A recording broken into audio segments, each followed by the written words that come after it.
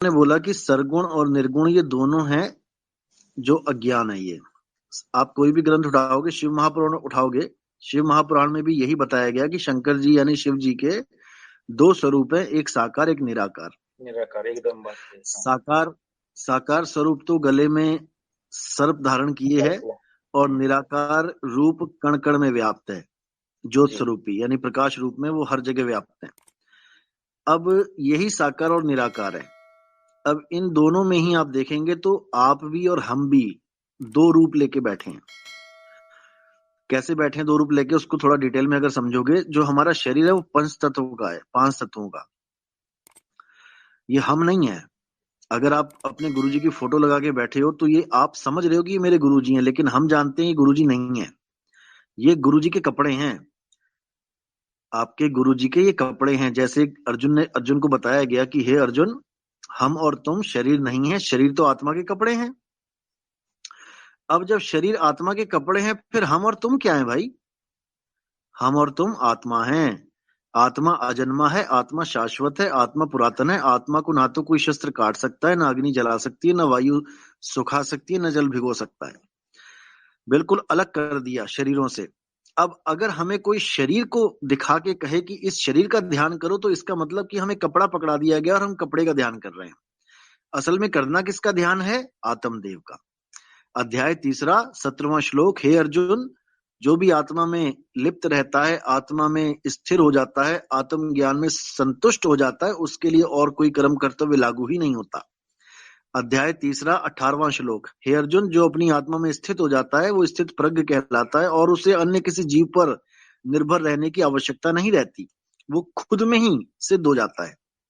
यानी अब उसे ना तो किसी देवी देवता की जरूरत है, ना ही उसे किसी गुरु की जरूरत है, क्योंकि वो आत्मा को प्राप्त कर चुका है। अब वो किसी कपड़े की आस लगा के नहीं बैठेगा कि गोरा गुरु, काला गुरु, लंबा गुरु, चौड़ा गुरु मुझे बचाने आएगा, या मैं किसी और गुरु के शरीर को कल की अवतार मान लूं, या कुछ भी है। यानी कि अब आत्मा की बात चलेगी और शरीर रूपी कपड़ों को किनारे कर दिया जाएगा। चाहे वो हमारे कपड़े हों, चाहे वो किसी देवी देवता के कपड़े हों, सब कपड़ों को किनारे कर दिया जाएगा और केवल आत्मा की बात होगी। आत्मा अजन्मा है, अजन्मा ही परमात्मा है। हे अर्जुन, ये जितने राजा महाराजा तुम्हें यहाँ दिखाई दे रहे हैं, इनमें से एक भी ऐसा कभी समय नहीं था जो ये नहीं थे, और ऐसा कभी समय नहीं आएगा जब ये नहीं होंगे।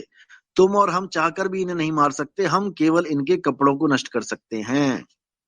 अब कपड़ों को नष्ट करने से राजा नहीं मर गए।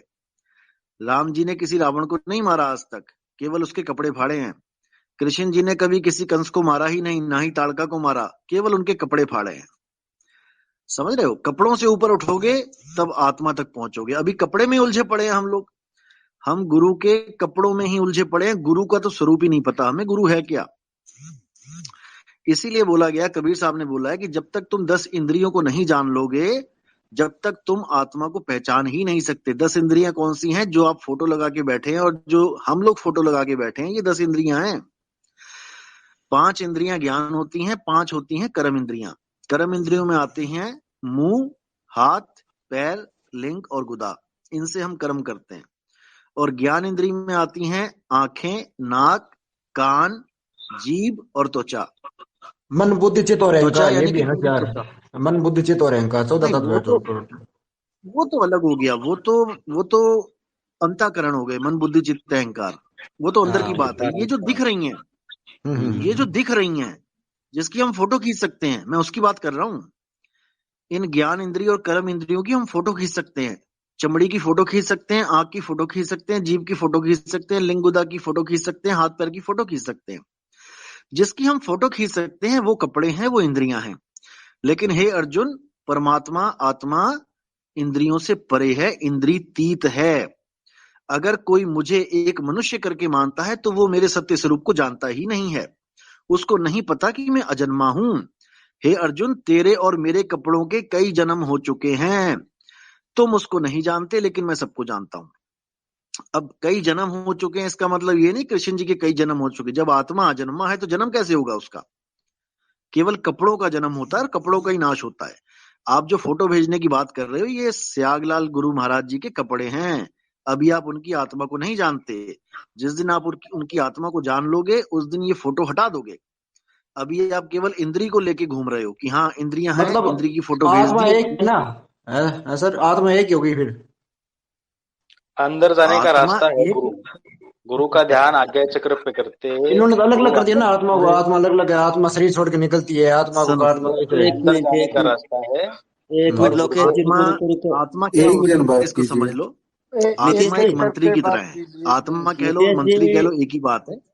नितेश सुनो, नितिन नितिन वो नाथ जी बोल रहे हेलो, थे कि आ- आज्ञा चक्र पे ध्यान करने से, तो भाई जब ये आपकी बॉडी बिल्कुल गिर गलत। जाएगी तो कहाँ ध्यान लगाओगे भाई? फिर कहाँ रहेगा?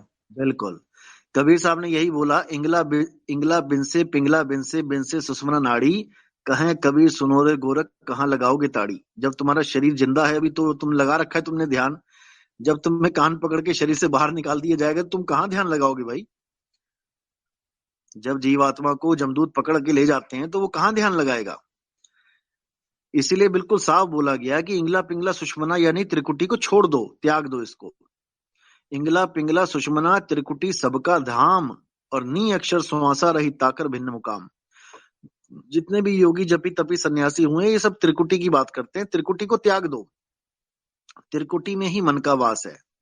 ये आंखों के जो पीछे त्रिकुटी है, इसी को कबीर साहब ने बोला है, निज मन करत जहां ठकुराई, सो नैनन पिछवाड़ा है। वहां पे निज मन यानी वहां ज्योत स्वरूपी मन बैठा है, और उस ज्योत स्वरूप में आपका जो भी गुरु होगा उसकी फोटो दिखा देगा वो। किसी भी गुरु को आप अपनी त्रिकुटी में देखना चाहोगे झांक के, तो वो मन क्या करता है, वो तुम्हें गुरु का रूप दिखा देता है और आपको लगता है मैंने गुरु के दर्शन कर लिए। जबकि आपने किस चीज के दर्शन किए? आंख के, कान के, नाक के, चमड़ी के, और सब जितने भी इंद्रियां हैं। आप इंद्रियों को देख के खुश हो जाते हो, आप कहते हो मेरा गुरु सतगुरु है, जबकि आप केवल गुरु के कपड़े देख रहे हो। अभी आत्मा को तो पता ही नहीं लगा आपको कि आत्मा क्या चीज है। आत्म ज्ञान बिना नर भटके, कभी मथुरा कभी काशी, और जल में मीन प्यासी, मोहे देखत आवे हासी। उन्होंने कभी नहीं कहा कि कपड़े ज्ञान बिना नर भटके, यानी देही ज्ञान बिना नर भटके, नहीं। गुरु की देह को तो केवल एक जरिया मानो कि ज्ञान मिल गया, बात खत्म है, अब उसका ध्यान करने की जरूरत नहीं है। देही ज्ञान सब जगत बखाने, विदेही यानी आत्मा ज्ञान कोई बिरला जाने। शरीरों का ज्ञान देने वाले बहुत से गुरु बैठे हैं जो कह रहे हैं हमारा ध्यान करो, त्रिकुटी में मैं दर्शन दूंगा, बिल्कुल सही बोल रहे हैं वो, लेकिन वो दर्शन नहीं देंगे। वहां जो मन बैठा है वही तुम्हें तुम्हारे गुरु के दर्शन करा देते हैं। ए टू जेड कोई भी गुरु हो, मैं ये नहीं कह रहा कि केवल किसी एक खास गुरु के दर्शन होंगे।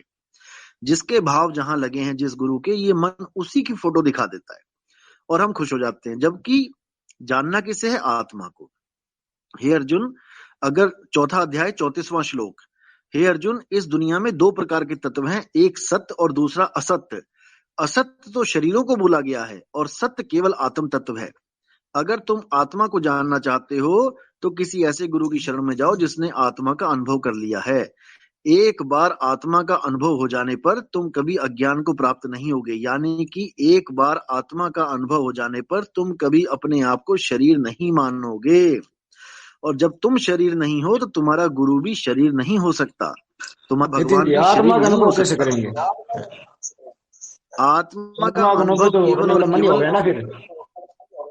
नहीं नहीं नहीं, अनुभव ऐसा थोड़ी नहीं है कि अनुभव केवल मन ही अनुभव तो करता मन है। करता है, अनुभव तो मन के द्वारा मन, होता है। जो अनुभव मन के द्वारा होता है वो तो सारे झूठे होते हैं। अरे भाई फिर समझ लो बात को। हाँ अनुभव हाँ, बोलिए। करने वाला कौन है पहले ये समझ लो कि कहाँ पर बैठ के कहाँ का अनुभव किया जाता है। अगर मन के तल की चीजें देखोगे तो मन अनुभव करता है, लेकिन आत्मा के तल की चीजें देखोगे तो सूरत अनुभव करती है। सूरत का नाम सुना कभी आपने? सूरत, हाँ हाँ, सूरत पता है आपको क्या होती है? क्या होती है सूरत? फंसी संसार में, सूरत फंसी संसार में, तासे पड़ गई दूर, सूरत बांध स्थिर करो आठों पहर हुजूर। ये सूरत मन नहीं है, अनुभव सूरत को करवाया जाएगा, मन को नहीं। मन को तो बोला है कि मन जाता है तो जाने दे, तू थाम के राख शरीर, उतरा पड़ा कमान से क्या कर सके तीर। अगर कमान तीर कमान पे तीर ना चढ़े तो वो किसी का कुछ नहीं बिगाड़ सकता। मन जाता है तो जाने दे, सूरत को बोला जा रहा है यहाँ पे कि मन जाता है जाने दे। मन कहता है आज शराब पीनी है, उसको जाने दे, जा भाई तू ठेके पे जाया, मैं नहीं जाता, ना ही शरीर को जाने दूंगा। मन जाता है तो जाने दे, तू थाम के राख शरीर, शरीर को मत जाने देना। किसको बोल रहे हैं? मन कि कबीर जी शरीर तो को मत जाने देना। सूरत कबीर जी तो ये भी बोल हाँ रहे हैं जी, ना, मणि निरंजन मणि निराकार मणि है ओंकारा। बिल्कुल सही बात है, बिल्कुल सही बात है। तो आप ये मत बोलो ना कि मन को अनुभव करना है, मन तो उसका अनुभव कर ही नहीं सकता। जैसे एक कहानी स्वरूप में बताया गया कि मन को सतलोक से निकाल दिया है, निरंजन को सतलोक से निकाल दिया और श्राप दे दिया कि तू अब वापस नहीं आ सकता इस लोक में, तो उसका तो अनुभव खत्म ही हो गया ना। उस लोक का अनुभव ले ही नहीं सकता वो। अब वो किसका अनुभव लेगा? जड़ तत्व का। इसीलिए उसने अपनी सृष्टि बनाई है, इंद्रियां बनाई है, इंद्रियों से भोग बनाया है, भोग के आनंद ले रहा है। भोग के आनंद मन लेता है, इंद्रियों के आनंद मन लेता है, लेकिन आत्मा का आनंद सुरत लेती है, मन नहीं ले सकता। मन तो खत्म हो जाता है। मन को मार गगन चढ़ जाई, मान सरोवर पैठ नहाई। मन को मार गगन चढ़ जाई, मन का तो खेल ही खत्म हो जाता है। नितिन हाँ जी जी, सूरत बोलो। क्या है? सूरत क्या है? हाँ, सूरत से देख ले वह देश, सूरत से देख ले वह देश, देखत देखत दीखण लागे, मिट गए सकल अंदेश। ये सूरत को समझने के लिए आपको बहुत सारे सत्संग सुनने पड़ेंगे, आप तब जान पाओगे सूरत क्या है। एक लाइन में नहीं समझ सकते।